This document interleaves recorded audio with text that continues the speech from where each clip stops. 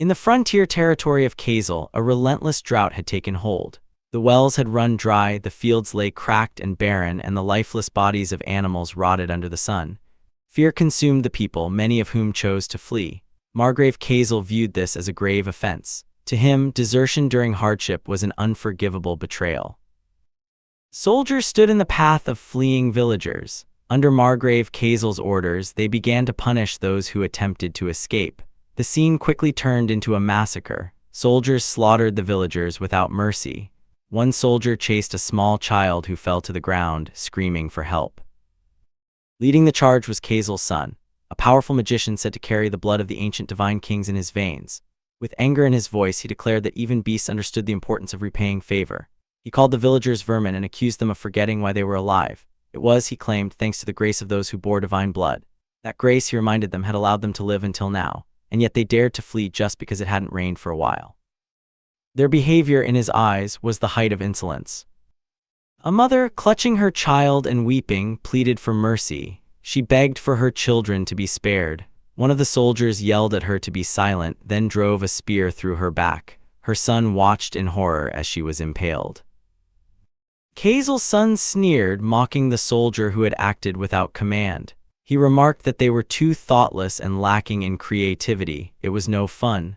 The soldier apologized, asking what they could do to further entertain the young master. The young master responded with a twisted grin. Soon after, several villagers were hanged from a tree. Their loved ones' parents, spouses, were forced to hold them up by supporting their bodies to prevent them from strangling. One soldier approached the young master, pointing out a man who had already been stabbed. He asked whether he should still tie a rope around the man's waist, nodding that the man might die before he could provide any real entertainment. The soldier pressed his boot down on the bleeding man's head. The girl nearby was already in tears, her voice shaking as she cried out. Without a hint of mercy, the soldier grabbed the wounded man and dragged him toward a tree. The girl scrambled after them, trying to stop him, but he shoved her to the ground. She hit the dirt hard, still crying. A moment later, the man's body was hanging from the tree. The young master stood off to the side, laughing at the scene.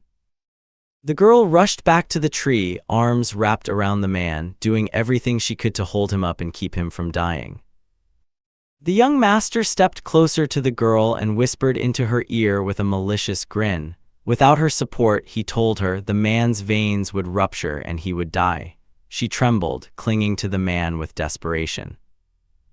Then a voice rang out from behind, warning the young master not to treat the blood of the divine kings so lightly. The young master turned, curious. It was a knight who had arrived, Sir Zebek. Recognizing him, the young master smirked and approached, recalling that Zebek had once been his sword instructor. Zebek questioned the need for such cruelty, suggesting that a noble bearing the blood of kings should, at the very least, uphold dignity. The young master dismissed the concern. As long as no one spoke of what had happened, his dignity would remain intact. The villagers, he claimed, had dared to insult his nobility simply because of a brief drought. That was why they now suffered. He then turned the question back to Zebek. Would he spread word of what he had seen? Would a holy knight of the king's church risk tarnishing the dignity of noble blood? Zebek responded with a cold, unwavering stare. He warned that the truth could not remain hidden forever. The young master, momentarily confused, said nothing. A soldier quietly approached the young master and asked if they should deal with Zebek. The young master declined and instead ordered the soldier to fetch a whip. Taking the whip, the young master began lashing the girl. She endured the pain while still holding the injured man. Zebek stood by, watching silently. After some time, the young master, breathing heavily, paused. With a cruel smile, he remarked that the scene was truly entertaining. He mockingly told Zebek to smile, calling him Teach, and suggested that they should learn to enjoy life. Zebek remained still, powerless before the cruelty. As the sun set, the girl continued to support the man, who eventually spoke. He called her by name, Safia, and admitted he had been wrong. He pleaded with her to run. She held him tightly, whispering his name, Ifin, and asked whether the emperor's heralds would really come. Night fell at the tree. A knight approached the girl and offered her a drink. She asked who it was. It was Sir Zebek. He quietly told her to stay calm and asked if she could eat, gently holding a spoon to her mouth. She looked at him with a fragile glimmer of hope. Time passed, morning arrived. Safia lay asleep on the ground while Zebek sat nearby, resting against a tree. He gently urged her to wake. He explained that he had come without anyone's knowledge and now had to leave. If the young master discovered this encounter, there would be consequences. Regarding her fiancé, Zebek told her there was no need to support him anymore. She looked over and saw that Ifin was still hanging from the tree, now supported by a wooden stick. She stared in shock, trembling, then moved quickly. Gently, she removed the stick that had been propping him up and shifted her body underneath his to support him herself. Her arms shook under his weight. In a quiet, shaky voice, she asked Zebek to tell her his name, promising she would beg the Herald Clan to spare him when they arrived. Zebek was taken aback. Confused, he asked if she meant the Slayers of Sanctity, the soulless heretics. Had she truly contacted them? Zebek wasn't sure if the Slayers of Sanctity even existed, but even if they did, Kazel had 20 well-armed soldiers under his command, and Zebek, the young master, were among the blue blood, those of high divine heritage. He reminded her of the power of the bloodline of Yigas. Safia remained calm. She believed that even if Kazel's son was a magician, the Herald Clan could kill him. They were magicians too. The title Slayers of Sanctity had been given to them after they had slain kings who bore divine blood. Zebek questioned her sanity, then sighed, understanding that no one could endure such trauma without breaking. Holding his head up high, he finally introduced himself properly. He was Zebek, a holy knight of the king's church. He extended his hand and clarified that he wasn't giving her his name out of fear, nor to beg for his life should the Slayers arrive. If they came, he promised he would fight with everything he had. Then he informed her he would return that night. Left alone, Safia murmured to herself, 2 days, as she gazed at a triangle drawn into the dirt. The scene shifted to a serene countryside house. Outside, a man offered Sifin a gift, a gold coin etched with a mysterious pattern. Curious, Sifin asked what it was. The man responded by asking if she had ever heard of the Herald Clan. At that moment, a memory surfaced. She recalled a story her father once told her during her childhood. In that story, an image stood out, a man who resembled a king, surrounded by countless people kneeling before him, each offering a crown. Continuing the tale, she remembered that the heralds were known as the Slayers of Sanctity, soulless beings. The man confirmed this, explaining that the coin was known as the Emperor's Gold, a relic capable of summoning those soulless ones. She gazed at the coin in astonishment. He warned her to be cautious, for possession of such an artifact could lead to her execution by the heretical interrogators of the king's church. Then, without warning, he leaned in and kissed her cheek before smirking in amusement. She responded by playfully hitting him and asked why he would give her something so dangerous. He explained that it was meant to be a precaution, just in case something were to happen to them. According to legend, if a triangle was drawn on the ground and the gold coin placed at its center, a herald would be summoned to assist the caller. Though he hoped it would never come to that, this was the explanation behind the symbol of the triangle on the ground. We return to the present. Quietly, Sifin muttered something about just holding on for 2 more days. Time passed. Eventually, the man was found hanged, while Sifin lay motionless on the ground, appearing lifeless. The scene changed. A group of men were bathing, and among them was Sir Zebek. As he gazed skyward, he commented on the unusual heat of the day. The sun was intense. The young master initiated a conversation, encouraging him to smile, but Zebek responded with a reminder that if citizens were killed, there would be no one left to pay taxes. The young master, shocked by the remark, replied. He spoke of increasing unrest among the wanderers and a rise in theft. Zebek noted that the Margrave's territory had fertile soil, suggesting that the population could be relocated there. The young master questioned why children born on rich soil should suffer because of the actions of the unworthy. If you hate this trash young master character as much as I do, show your rage by subscribing to the channel. I am building an army of haters, specifically for this arrogant, punch-worthy character. Join me and let's take him down 1 episode at a time. He criticized those who might destroy agriculture and flee, adding that farming success depended on the individual, but also on the soil, climate, sky, and the light of the king. With a twisted expression, he remarked that this was what the king and the church had always taught. Zebek stared silently as the young master continued, insisting that the drought was a punishment for the people's lack of faith in the king's church. He demanded confirmation, asking if that was not exactly what the doctrines claimed. Zebek replied that it was a broad interpretation. One person may have enriched the soil while another may have caused the drought. Therefore, the sinners should be punished and those who contributed to prosperity should be granted land.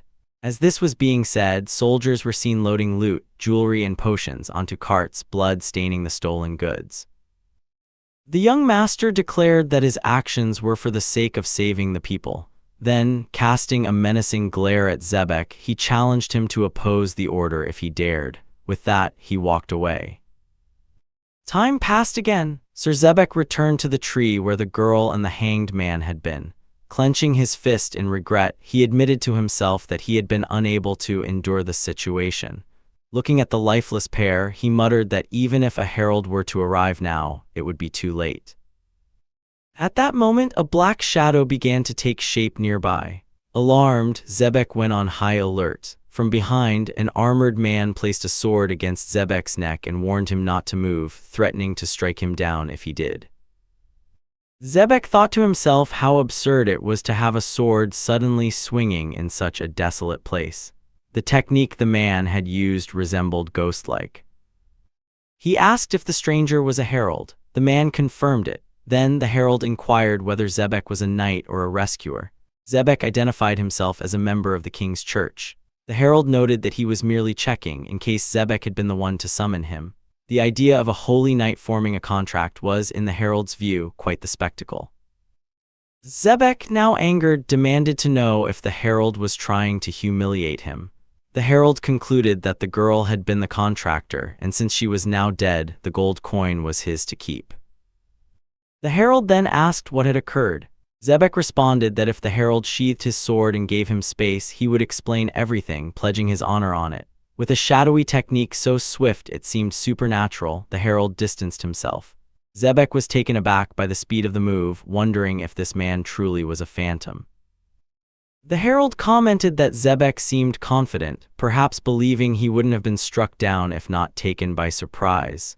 He then sheathed his blade and remarked that a holy knight should at least possess some courage. Zebek asked whether the man was a mage. The man replied that everyone in the Herald clan was a mage, except for him.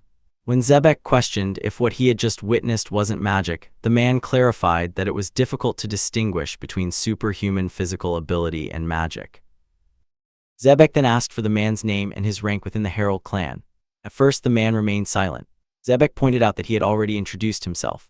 The man finally replied that he was Azadin of the 108 Spirits and Emperor's Herald. In his thoughts, Zebek recalled that the 108 spirits represented the lowest rank within the Herald clan, yet what he had just seen in Azadin's movement defied that assumption. There was nothing ordinary about him. Azadin then requested Zebek fulfill his promise and explain what had happened. After some time passed with Zebek recounting the events, a voice interrupted them from nearby. The contract had been established. Both looked up and saw an owl which landed on Azadin's shoulder and remarked that although Azadin had responded to the request, the contractor had already died. As a result, Azadin had earned a free gold coin. Zebek was speechless at the sight of the talking owl. The owl instructed Azadin to proceed with his next mission without resting. Azadin began moving. Zebek stopped him, asking if he was truly going to accept his reward and walk away just because the contractor had died. Azadin, confused, questioned whether Zebek actually wanted the request to be fulfilled. He commented on how strange Zebek was and warned him that if he understood what fulfilling the request meant, Zebek's master would suffer. Zebek, unsheathing his sword, declared that such a thing would not happen. He vowed to defeat Azadin, calling him an unholy, soulless one. Azadin replied that a sword which remained silent in the face of injustice would inevitably spill its own blood. He remarked how sad that was for Zebek. Zebek grew enraged, recalling the atrocities he had witnessed and done nothing to stop. Azadin asked whether that anger was truly directed at him or at Zebek himself for turning his back on the suffering. Then Azadin asked if Zebek knew the constellations of the night sky, their names and the myths they carried. Zebek was confused by the question and demanded to know what Azadin was trying to say. Azadin continued, explaining that humans may see the same thing but interpret it differently. What looks like the protagonist of a myth to one may appear to another as no more than a flickering, pale light in the darkness. just as the suffering they were witnessing now would look different to Zebek compared to how it appeared to the other soldiers. Zebek interrupted, stating that it was no different. He had done nothing. As a knight of the king's church, he was sworn to revere those who carried the divine king's blood. He looked down at his sword, conflicted. Azadin calmly told him that if he truly felt pity for the girl, then Zebek's sword was no enemy of his. Azadin walked over and cut the rope that had hanged the dead man.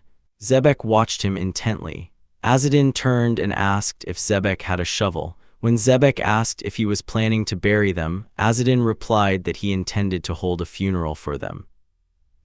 Zebek thought to himself that Kozel would have wanted their corpses to be hung on trees, turned into undead, screaming in agony, a cruel spectacle used to reinforce his power.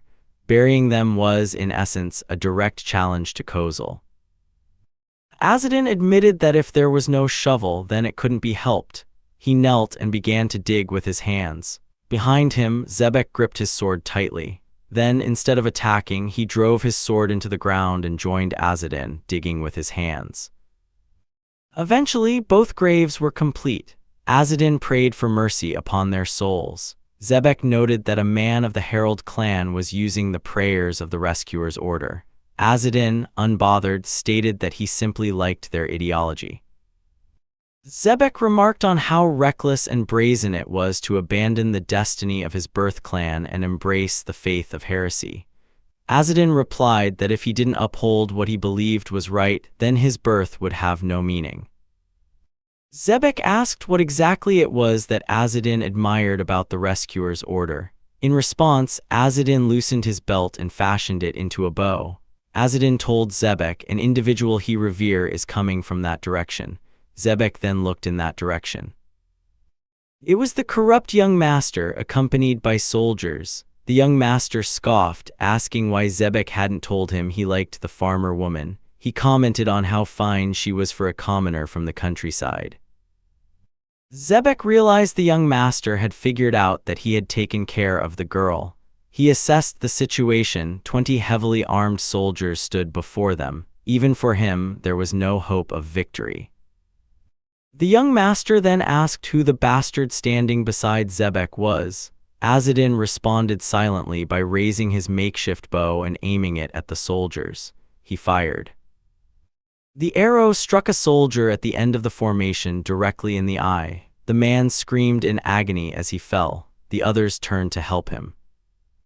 Zebek, stunned, realized that Azadin had managed to hit a distant target perfectly even in this situation.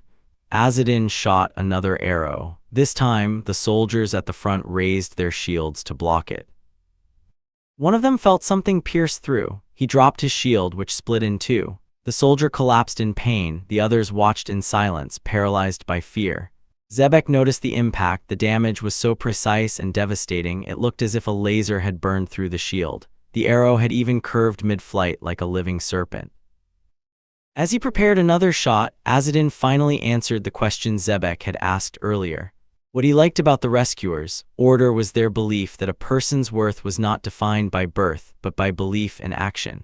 He added that someone born with the blood of a divine king who raped and massacred his people could not be considered noble.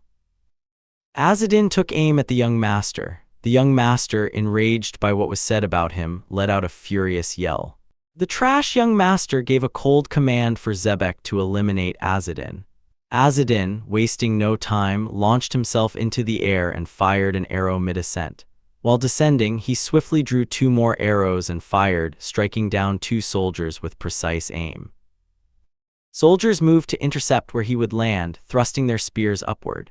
Azadin, rather than evading conventionally, landed momentarily on one of the spears, balanced atop it, and used it to vault himself into another flip.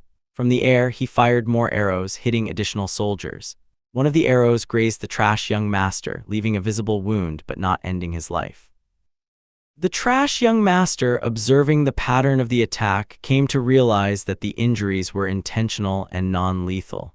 Azadin was disabling rather than killing, neutralizing the threat with control and calculation. Azadin then appeared behind the trash young master, establishing his dominance through action alone. The soldiers who witnessed this froze, their fear surfacing as murmurs spread. He was a herald, one of the soulless. The trash young master spun around in alarm, only to be met with a devastating punch. The blow sent him flying off his horse, crashing hard to the ground. Azadin, calm and composed, changed his bow back into belt form and stood tall on the horse, looming over the battlefield. Uninjured soldiers encircled him hesitantly. One launched an attack, but Azadin leaned back and avoided it with effortless precision before countering with a brutal punch.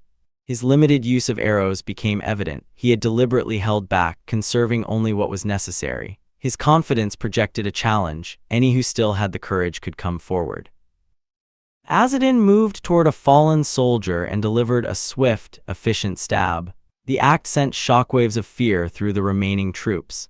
Their terror deepened as confusion took hold. There was speculation about his fixation on castration, a fearsome interpretation of his past actions. The battle's pace slowed. The ground was slick with blood. The remaining soldiers either lay incapacitated or knelt in trembling fear. The trash young master, beaten and humiliated, began crawling in retreat. Azadin advanced toward him at a steady pace. Desperate, the trash young master extended his hand, releasing a burst of light that bathed the field in blinding radiance. Those nearby shielded their eyes. He had activated his magic, a final assertion of his so-called noble lineage. Unimpressed and unshaken, Azadin closed the distance and struck with his blade. Blood spilled from the trash young master and his scream rang out across the field. The herald showed no interest in explanations or bargains. He grabbed the trash young master by the hair and forced his head upright. The trash young master attempted to offer bribes, wealth, status, anything in exchange for mercy. He named his bloodline, invoked its sacred history, and begged. Azadin remained unmoved. Without hesitation, Azadin drew his hand dagger and slashed across the trash young master's eyes. The cut was intentional, cruel, and final. Pain overtook the young master, who thrashed in agony. The field grew quiet, filled only with shallow breaths and the distant echo of agony. Standing atop a field soaked in blood, Azadin delivered his judgment. The trash young master had been subdued. The law of the empire had been executed without ceremony, without mercy.